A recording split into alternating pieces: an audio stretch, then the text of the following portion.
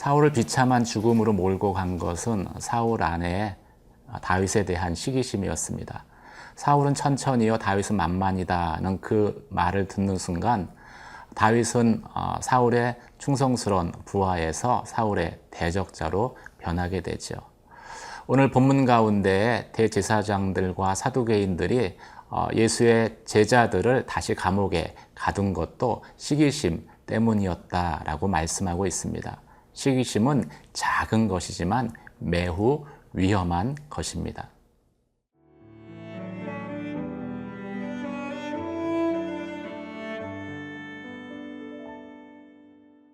사도행전 5장 12절에서 26절 말씀입니다. 사도들의 손을 통하여 민간에 표적과 기사가 많이 일어나매 믿는 사람이 다 마음을 같이하여 솔로몬 행각에 모이고 그 나머지는 감히 그들과 상종하는 사람이 없으나 백성이 칭송하더라. 믿고 주께로 나오는 자가 더 많으니 남녀의 큰 무리더라. 심지어 병든 사람을 메고 거리에 나가 침대와 요 위에 누이고 베드로가 지날 때에 혹 그의 그림자라도 누구에게 덮일까 바라고 예루살렘 부근에 수많은 사람들도 모여 병든 사람과 더러운 귀신에게 괴로움 받는 사람을 데리고 와서 다 나음을 얻으니라.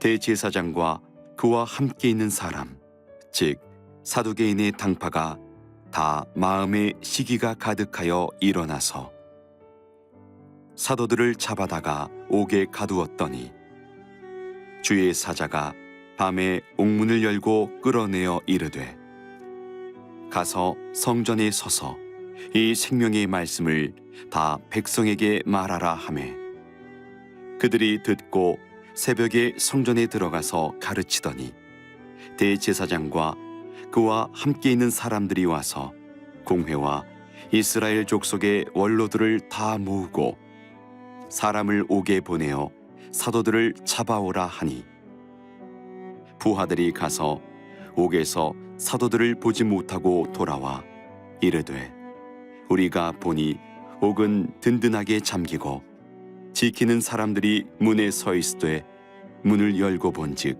그 안에는 한 사람도 없더이다 하니 성전 맡은 자와 제사장들이 이 말을 듣고 의혹하여 이 일이 어찌 될까 하더니 사람이 와서 알리되 보소서 옥에 가두었던 사람들이 성전에 서서 백성을 가르치더이다 하니 성전 맡은 자가 부하들과 같이 가서 그들을 잡아왔으나 강제로 못함은 백성들이 돌로 칠까 두려워함이더라.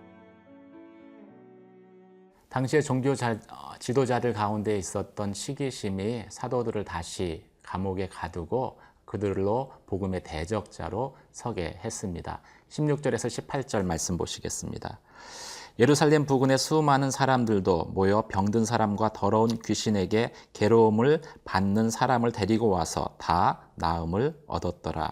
대제사장과 그와 함께 있던 사람, 즉 사두개인의 당파가 다 마음의 시기가 가득하여 일어나서 사도들을 잡아다가 옥에 가두었더니.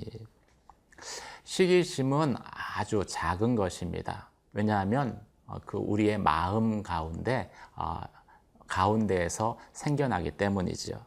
하지만 시기심은 우리의 마음을 어둡게 해서 하나님의 역사를 보지 못하게 합니다. 예루살렘 교회는 사실 기사와 이적이 분명하게 나타나는 교회였습니다. 많은 기적들이 있었고 또 모두 한 마음이 돼서 자기의 것을 주장하지 않을 정도로 성숙한 공동체의 모습을 보여주었습니다. 사람들이 예루살렘 교회 성도들을 칭찬하며 그리고 많은 사람들이 그 믿음의 무리에 합류하게 되죠.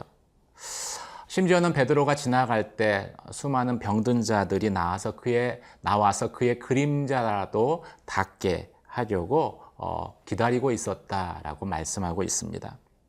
이렇게 백성들의 마음이 예루살렘 교회의 지도자들과 또 교회를 향하게 되자 대제사장들과 사두개파 사람들이 마음의 시기심이 일어나게 됩니다. 그리고 그 시기심으로 인해서 사도들을 다시 잡아다가 감옥에 가두게 되죠.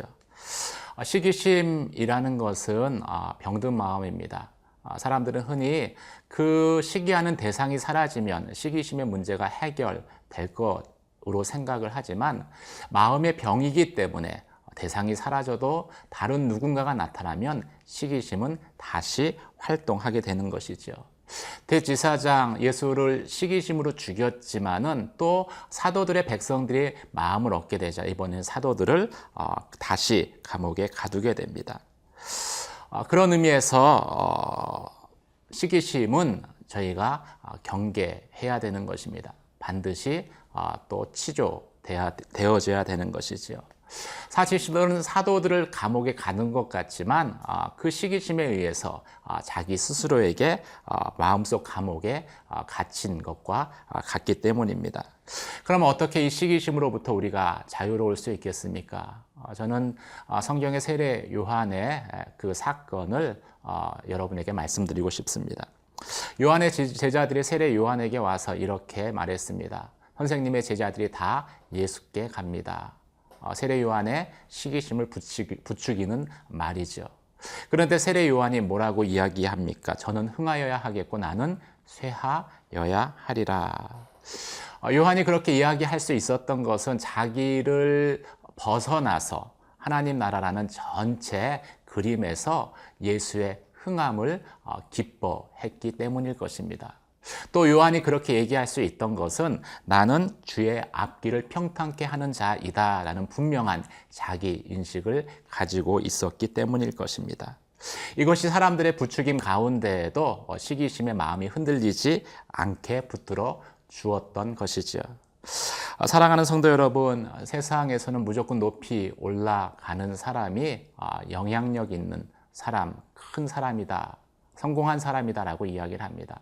그런데 성경에서는 그렇게 자기 자리를 지킨 시기심에 휘둘리지 않은 요한이 여자가 낳은 자 중에 가장 큰 자다라고 평가하고 있습니다.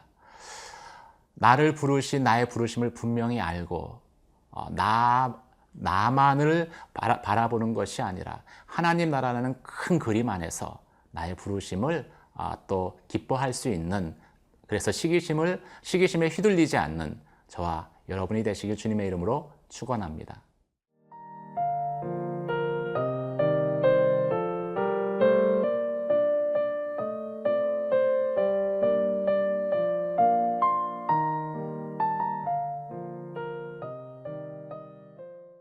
대제사장과 사두개파 사람들이 사도들을 감옥에 가둡니다. 하지만 천사가 나타나서 다시 사도들을 놓아두죠.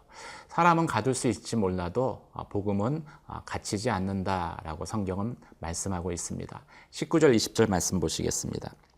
주의 사자가 밤에 옥문을 열고 끌어내어 이르되 가서 성전에 서서 이 생명의 말씀을 다 백성에게 말하라 하매.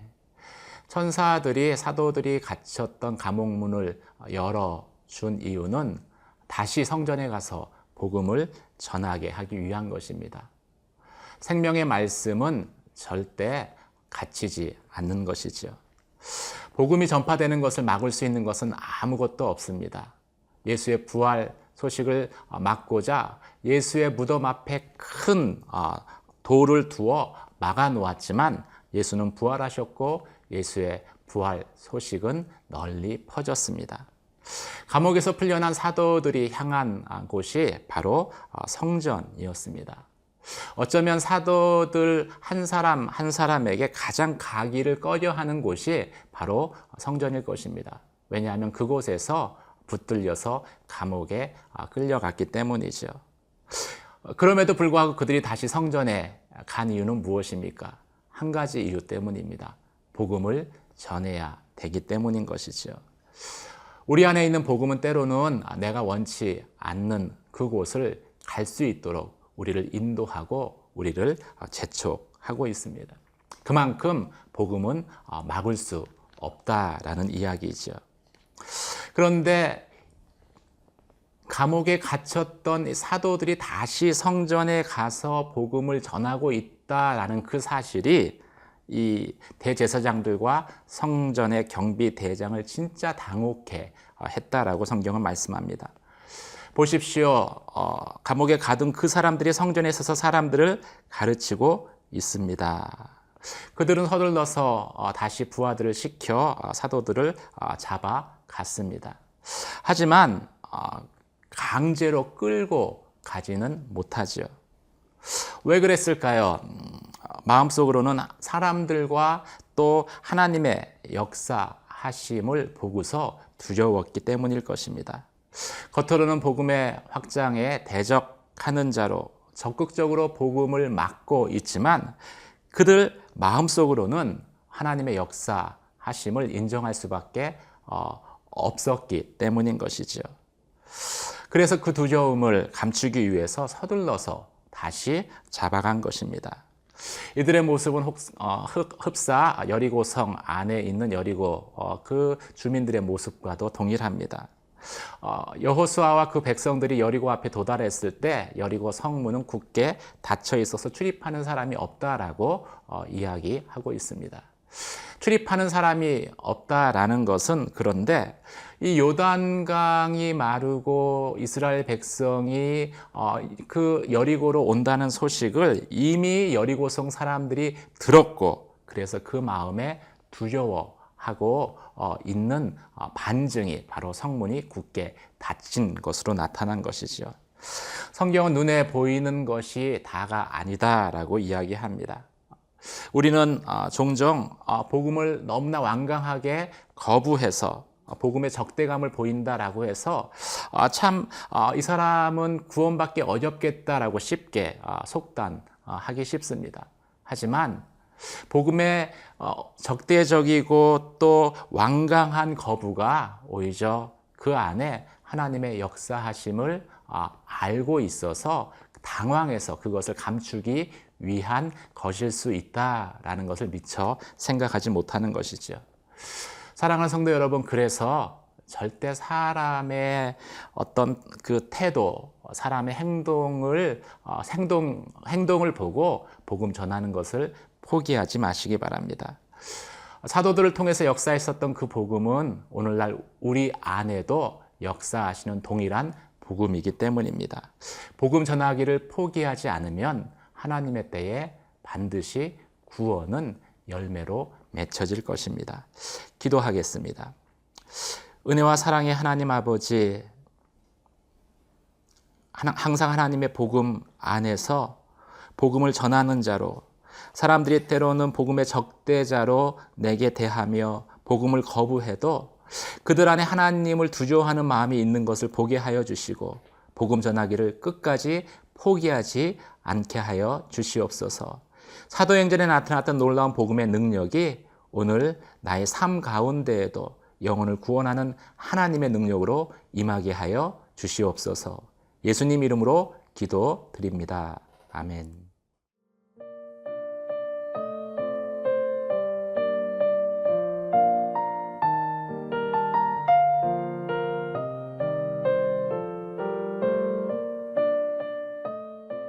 이 프로그램은 시청자 여러분의 소중한 후원으로 제작됩니다.